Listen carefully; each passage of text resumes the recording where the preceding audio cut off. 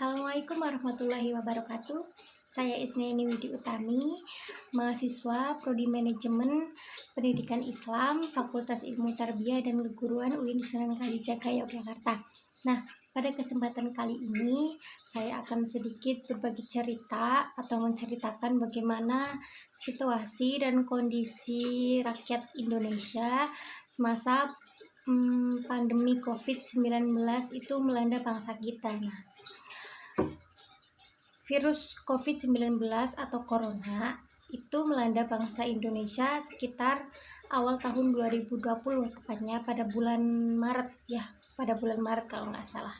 Nah, virus tersebut itu merupakan virus tipikal virus yang penyebarannya sangat cepat, hanya tertular melalui kontak tangan atau udara, itu dapat menularkan ke orang yang lainnya. Nah, virus tersebut juga berdampak sangat parah kepada manusia. Nah, lebih parahnya lagi, virus tersebut itu belum diketahui atau belum ada obatnya secara pasti. Nah, dengan demikian, dengan melihat kondisi yang seperti itu, karena virus corona sudah menyebar hampir di seluruh wilayah di bangsa Indonesia, maka pemerintah Indonesia memberlakukan atau berinisiatif untuk mencegah atau menekan penyebaran tersebut. Nah, penyebaran virus tersebut. Nah, pemerintah Indonesia itu memberlakukan sistem lockdown atau yang sekarang disebut dengan PPKM yang bertujuan untuk menekan penyebaran virus tersebut. Nah, dengan diberlakukannya sistem tersebut, maka semua sektor yang ada di bangsa Indonesia itu sangat terpengaruhi atau berpengaruh pada sektor yang seluruh ada di Indonesia, pada sektor pendidikan, pada bidang ekonomi dan lain sebagainya. Pada dunia pendidikan, sekolah diberlakukan secara daring atau secara online. Jadi semua siswa itu belajar dari rumah, tidak berangkat ke sekolah. Nah, itu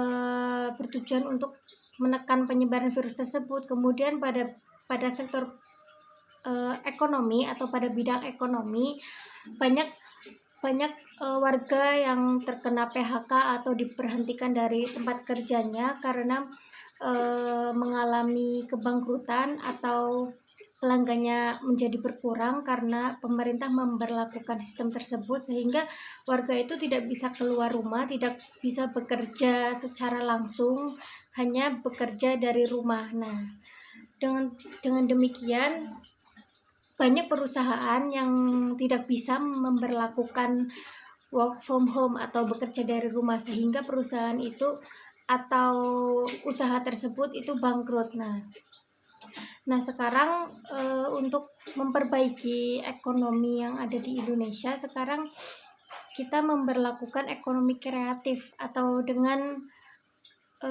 ekonomi yang berbasis online. Nah, kita memanfaatkan teknologi 4.0. Nah, itu kan semuanya diberlakukan secara online. Nah, baik itu dari dunia perdagangan atau lain sebagainya.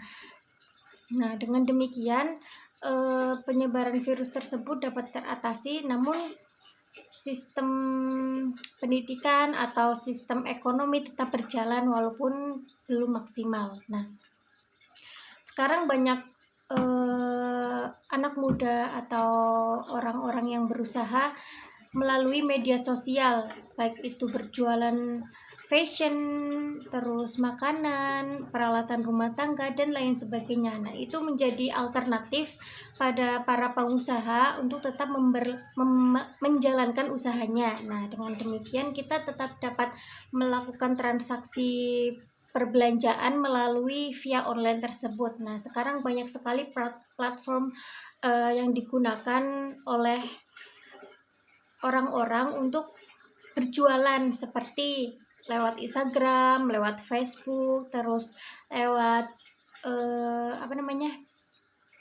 Instagram, Facebook, lewat banyak pokoknya sebagainya itu.